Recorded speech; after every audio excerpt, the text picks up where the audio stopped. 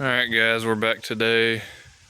We're going to do a quick, just a little maintenance informational video here on the 2014 Ford F-150.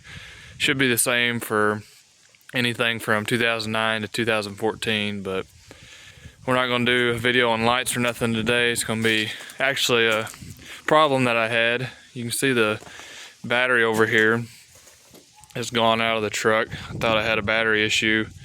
Had one leaking a little bit. It was kind of getting corroded there, especially on the positive side. I cleaned that off with a steel wire brush a little bit just to try to clean it up some. Really need to use that battery cleaner spray on those if you can, if you got some available. But got in the truck today to start it. It was going to move a few trailers around, and it would crank and crank and crank, and it just would not hit, would not start.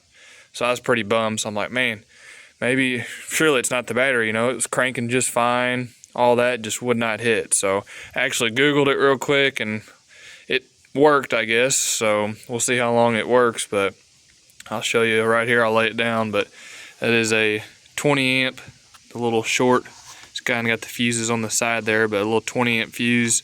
You can see it's kind of burned and black looking. So I'll show you guys here real quick. Let me set my phone down for a second.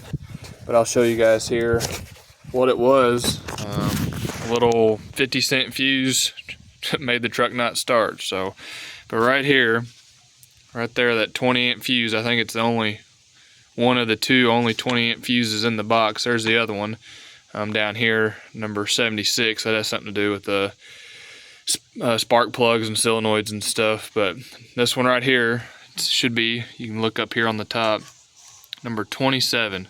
So spark plug, or not spark plug, fuse number 27 is that 20 amp fuse right there.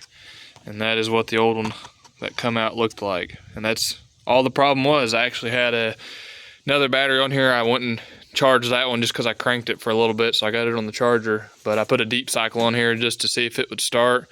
Got the battery hooked up, put this new fuse in here. Truck started up just fine like nothing happened. So first time that's ever happened. Truck's almost 11 years old, 150,000 miles on it as of Monday.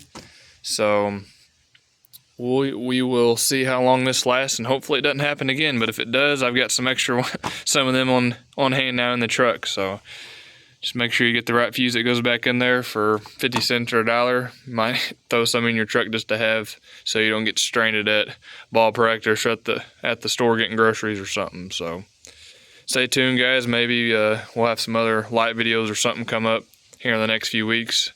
But if not, thank you guys so much. Have a Merry Christmas. See y'all later.